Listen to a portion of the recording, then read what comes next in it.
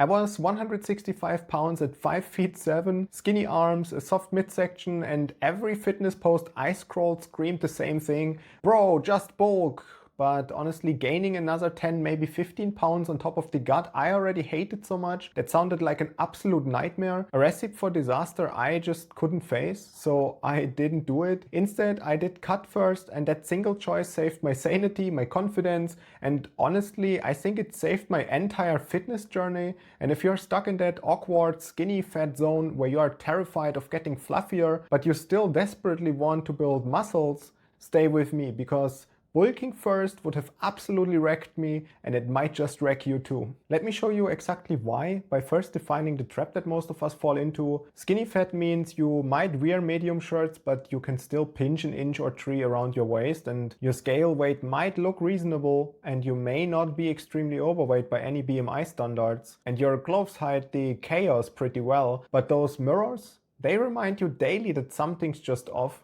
So naturally I did what everyone does, and I googled how to fix skinny fat, bulk or cut first, and I hopped on Reddit and YouTube and looking for answers. And what did the search spit out? Two extreme voices, of course. Camp 1 said, dirty bulk until you're a walrus, and Camp 2 said, cut until you're a skeleton. And to be extremely honest with you guys, both sounded just really awful, so I just did neither, and I personally stayed stuck. And I lived in that loop for most of my adult life. I was eating plant-based, thinking I was being healthy. My healthy oatmeal was 1,200 calories, completely ridiculous.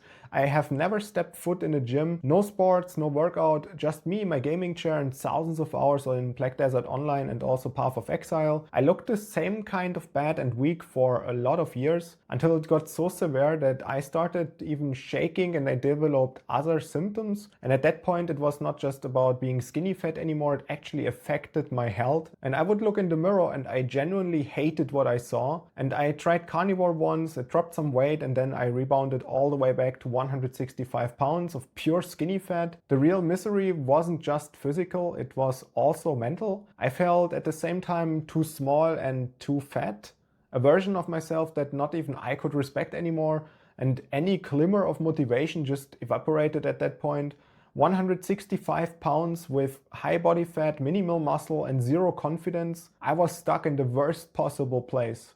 So why didn't I just bulk first like everyone was telling me to? I already felt chunky, and the idea of deliberately force-feeding myself extra 500 calories, watching the scale climb even faster and watching my face getting puffier, waddling around on a food coma 90% of the time, that sounded like absolute hell. Mentally, I knew I would spiral into very dark places. I already tried carnivore, and one cheat day with ice cream and homemade pancakes had me end up in a series of weeks of overeating sweets and rebounding because of my lack of self-control that I developed from all these years of long diets with restrictions. So I associated personally weight gain with total failure at that point, and adding more fat on top of the existing fat, that just felt like writing a sequel to a horror movie that I would absolutely hate. And I pictured myself hitting this 180 or even 190 pounds, finally getting stronger, but hating every single time I looked in the mirror, and this vision that I had killed my compliance before I even started. And here's what made it worse. I kept reading that when you're skinny fat with zero training experience, aggressive bulks just make you fatter. So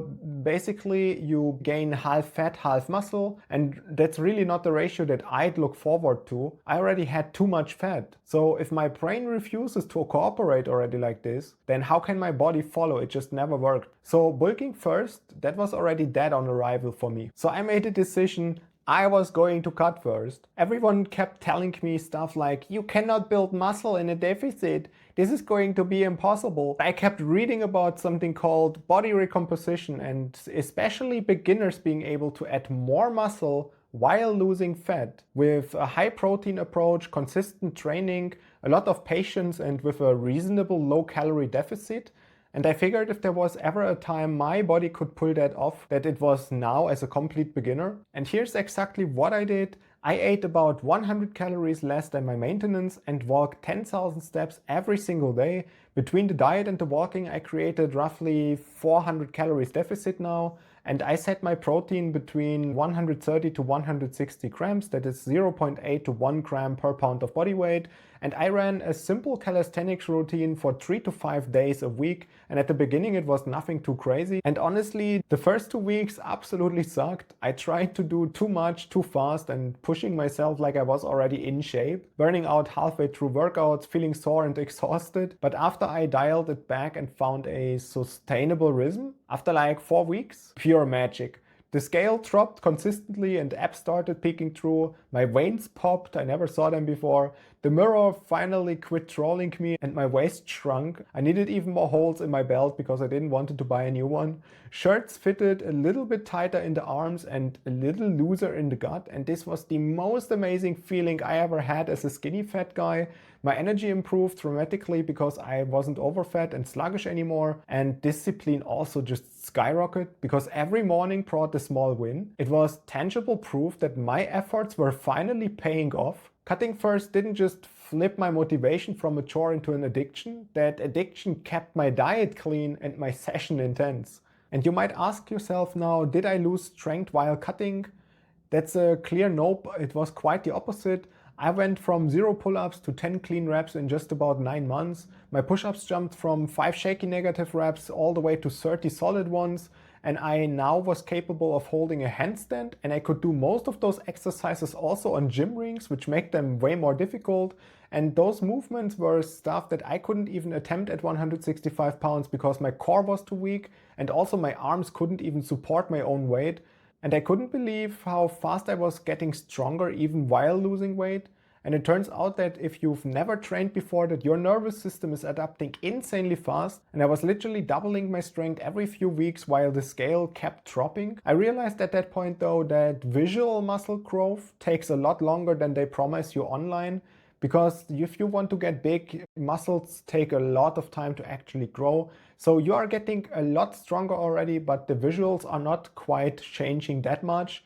And that could have demotivated me a lot because I didn't grow as fast as everyone claimed you should. But once you see yourself doing movements that seemed impossible 3 months ago while your love handles are vanishing, that psychological hook is just insane, and you finally believe that the process works.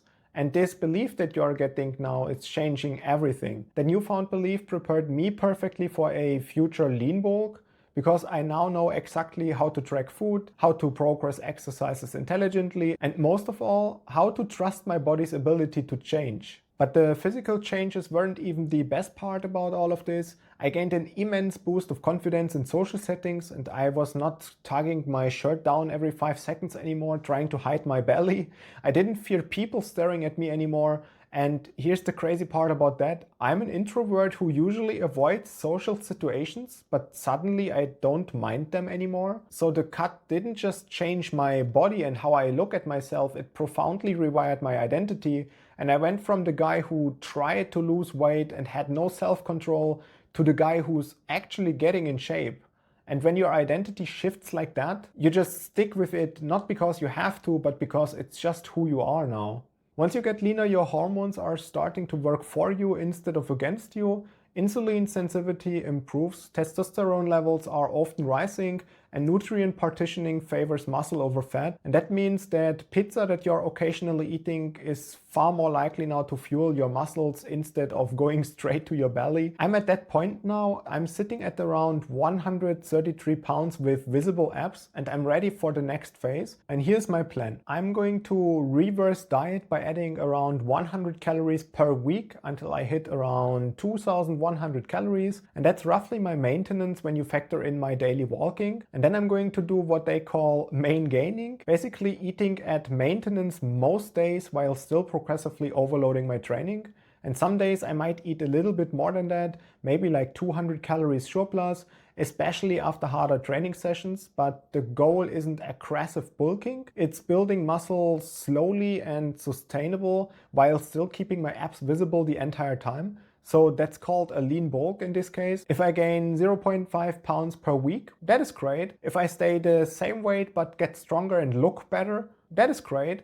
And my long-term goal and dream is to shift my body fat percentage to muscle mass ratio and to get to 10% body fat in the future. If I would have bulked first, I would have spent at least 9 months looking chunky and uncomfortable, then maybe an entire year cutting down all of the weight, and I probably would have quit somewhere in between, utterly defeated.